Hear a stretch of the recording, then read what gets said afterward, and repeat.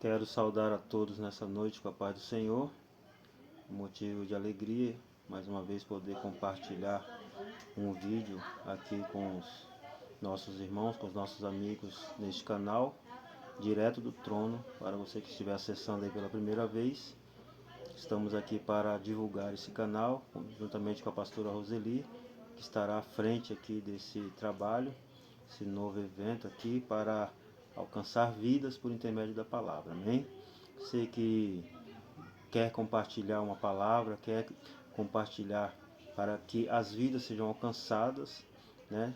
Nos ajude aí a divulgar esse trabalho, a divulgar esse canal, para que seja mais pessoas alcançadas, né? Então compartilhe, comente, siga-nos nesse novo evento, nesse novo canal, nesse novo trabalho aqui, que estamos, né, praticamente no segundo vídeo hoje aqui, e em breve estaremos fazendo mais vídeos, né, durante mais dias da semana, amém? Quero deixar aqui para a meditação dos irmãos que estão nos acompanhando aqui uma palavra no livro, né, do Atos dos Apóstolos, capítulo 3, versículo 1 e 2, que diz assim: a cura de um coxo.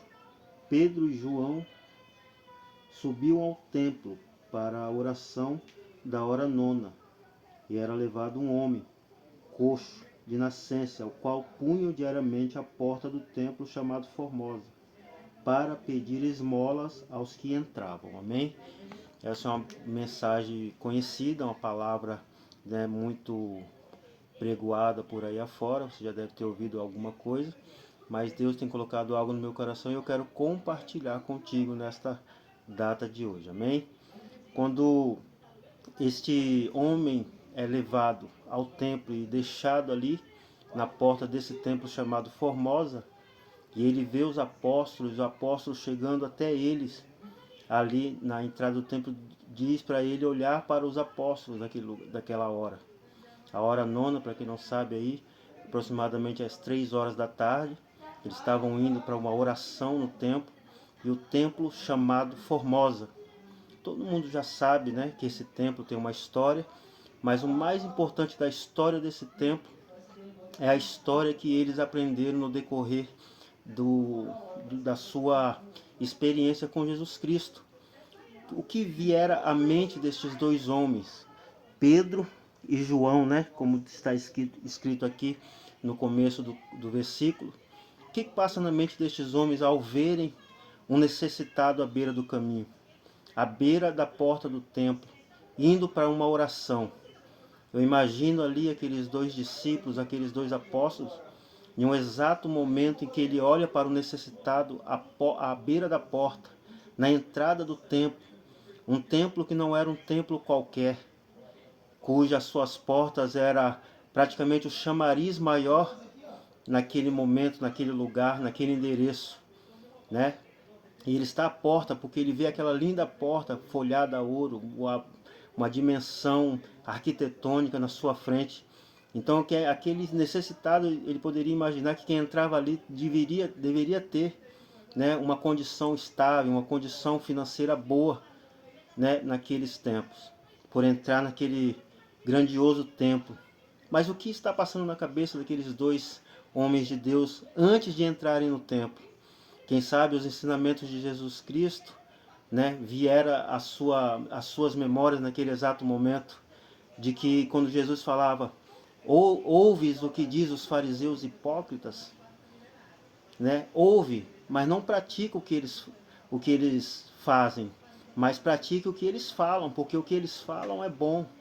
Todos os ensinamentos de Jesus praticamente era arredondado na importância de que devemos praticar e não somente, né, teorizar as palavras, fazendo como fazia ali os fariseus naqueles dias, né? Fazia questão de mostrar as suas roupas, faziam questões de aplicar as suas lindas e belas palavras bem colocadas, os seus dialetos, palavras bem difíceis, palavras praticamente ali de mestres, né? Mestres das sinagogas. Então eles colocavam, quem sabe, olhando todos os ensinamentos, tudo que eles aprenderam de Jesus Cristo, dessa caminhada da fé, agora é hora de colocar em prática, mediante uma população que estava vistosa, olhando para esses dois homens. Aliás, afinal de contas, eles andavam com Jesus Cristo, aprenderam e tinham uma incumbência não só de colocar em prática, mas também ali de demonstração. A demonstração daquele versículo que fala: ide e pregai por todo mundo, batizando em nome do Pai, do Filho e do Espírito Santo. Ide e fazei discípulos. Mas como fazer discípulos em uma época em que muitos estavam preocupados em mostrar o que não era? Praticamente atores e atrizes em um mundo secular onde a aparência falava mais alto, a posição e a postura era o que importava para muitos. Mas naquele dia, a vida daquele homem na beira, na porta do templo, e seria impactada pelo poder e pela presença de Deus. E João e Pedro, Pedro e João, pede para que eles olhem para os seus olhos, olhem para nós. Nós não temos ouro e não temos prata, mas o que nós temos, isso te daremos. E esse resultado do que nós temos é praticamente aquilo que somos. A conduta e o caráter, na verdade, ele reflete a nossa conduta moral em meio à sociedade. Quantos homens, quantas mulheres olhavam para os sacerdotes daquela época, para os fariseus, para os mestres da sinagoga naquela época, e viam que a sua conduta não condizia com as suas mensagens.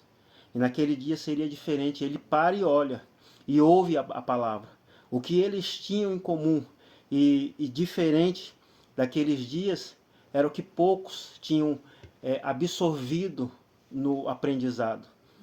Eles tinham a misericórdia no seu coração. Eles estavam cheios da presença de Deus. Eles tinham absorvido a mensagem, né, de ir e fazer discípulos naqueles dias. E eles falam: não temos pratas e não temos ouro. A prata na Bíblia, simbolicamente, ela representa a redenção. O ouro na Bíblia, ela representa simbolicamente a glória. Então eles estavam dizendo: nós não temos a redenção, nós não temos glória, mas o que nós temos, nós te damos. Nós temos o nome daquele que pode te oferecer a redenção, te salvar daquilo que está te afligindo neste momento. Nesse exato momento, as simples palavras dos ensinamentos de Jesus a seus discípulos fariam o efeito diante da multidão. Mais uma vez, né? Todo aquele que vinha a mim, de maneira nenhuma o lançarei fora, refletindo na vida dos discípulos. Não temos prata, ou seja, todo aquele que vinha a Cristo salvar-se-á. Ele fala que ele não lança fora aquele que vem até ele. Então a prata representa o preço que foi pago na cruz. Eles falam: nós não pagamos o preço, mas nós temos o nome daquele que pagou o preço. Por cada um daquele que crê. Todo aquele que crê será salvo. E nós não temos glória, isso pertence somente a ele. Toda a honra e toda a glória pertence somente ao nosso Senhor e Salvador Jesus Cristo, que morreu na cruz do Calvário para nos salvar. E aqui nós aprendemos uma lição muito importante, que o lugar do templo é lugar de depósitos, é lugar de entrega, é lugar de oferta.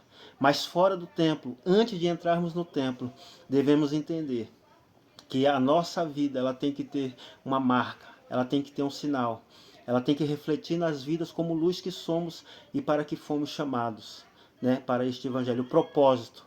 Quem sabe aquele homem foi plantado na porta do templo Formosa. Ele foi plantado naquele tempo, naquele lugar sem propósito. No lugar certo, mas com propósito errado. Pedir. Porque o lugar de a gente pedir muitas das vezes é fora do templo, mas a bênção nós alcançamos dentro, quando depositamos a nossa vida não somente dentro do templo. Porque o lugar de investirmos, de semearmos é fora. A nossa conduta, a nossa pregação, o nosso testemunho não é dentro do templo, mas é fora do templo.